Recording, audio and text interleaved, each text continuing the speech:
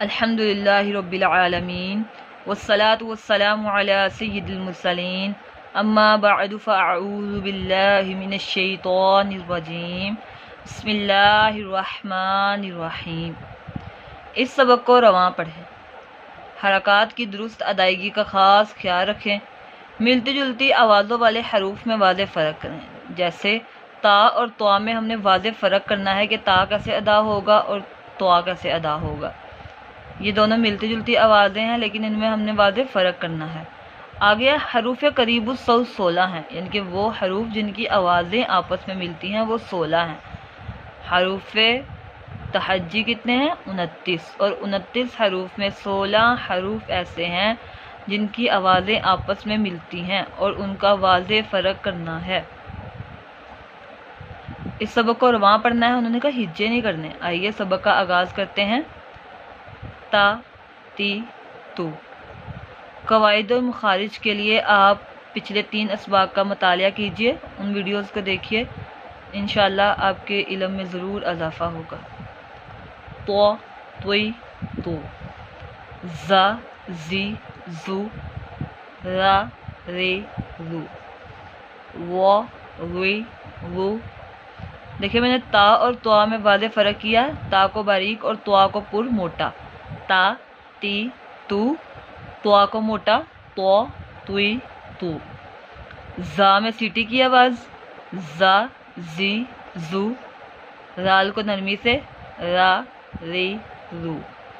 وا کو موٹا، وا، وی، رو۔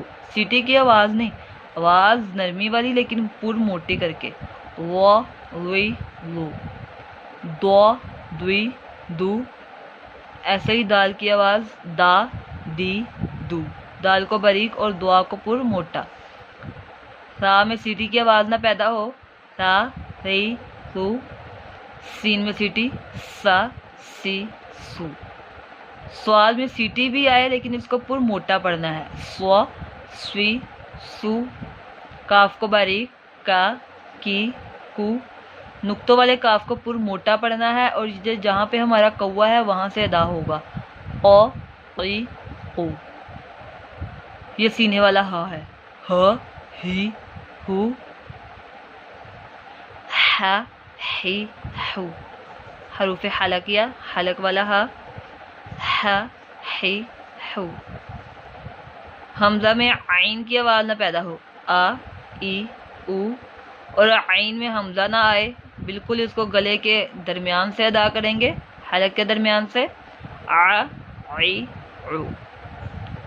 خو، خی، خو، پر پڑھیں گے، خو، خی، خو۔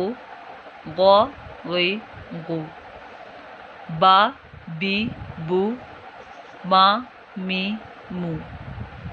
وا، وی، وو۔ فا، فی، فو۔ لا، لی، لو۔ نا، نی، نو۔ رو، ری، رو۔ جا، جی، جو۔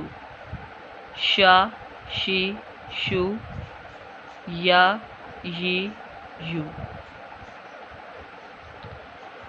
دیکھیے یہ بھی حرکات ہیں، اس کو دراز نہیں کرنا جیسے ہم نے سبق نمبر 3 کو دراز نہیں کیا تھا حرکات کو، اور جیسے وہ ان کو بغیر جھٹکا دیے بغیر کھینچے معروف پڑھا تھا، اس کو بھی ویسے ہی پڑھنا ہے، عربی لہجہ میں پڑھنا ہے، ٹھیک ہے۔ قواعد کا مخارج کا خاص خیال رکھنا ہے اچھے طریقے سے۔ آگے دیکھیے، یا خبیر، سنتوں کا پابند اور نیک بننے کے لیے چلتے پھرتے پڑھتے رہیں۔ سنتوں کا پابند بننے کے لیے ہمیں سب سے زیادہ ضروری ہے کہ ہم احادیث کا زیادہ سے زیادہ مطالعہ کریں، انشاءاللہ عز و جل ہمارے علم میں بھی اضافہ ہوگا اور ہمارے عمل میں بھی اضافہ ہوگا۔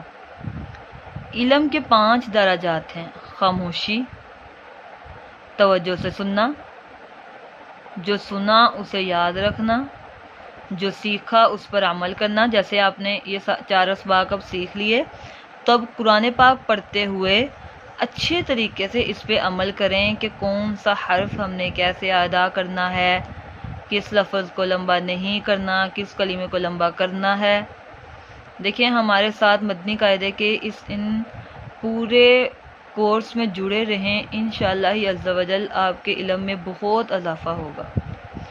جو علم حاصل ہو اسے دوسروں تک پہنچانا۔ جب آپ مدنی قاعدہ مکمل کر لیں، اچھے طریقے سے پڑھ لیں، تو اپنے گھر والوں کو، بہنوں کو، بھائیوں کو، اپنے والدین کو، سب کو بٹھا کے مدنی قاعدہ پڑھائیے، ان کے علم میں بھی اضافہ کریے تاکہ وہ بھی اچھے طریقے سے تجوید کے ساتھ، درست مخارج کے ساتھ قرآن پاک کی تلاوت کر سکیں۔ السلام علیکم ورحمۃ اللہ وبرکاتہ۔